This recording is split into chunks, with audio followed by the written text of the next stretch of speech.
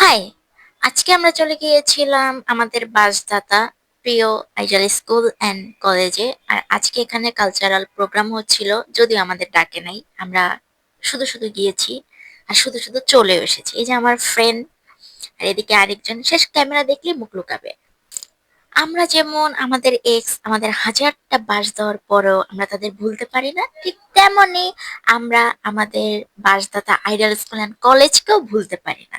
এই কারণে আমরা আবার কলেজ গেটে চলে গেলাম আমাদের প্রাণপ্রিয় কলেজটাকে দেখতে।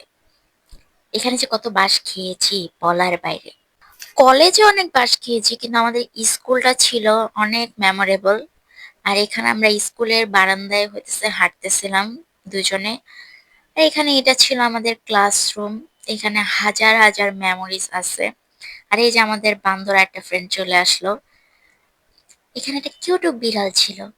এরপর আমরা হাঁটতে কি ফাইজলামি করতেছিলাম নিজেও জানি না, এরা ঢং করতেছিল এক একজন বসে দাঁড়িয়ে সরি।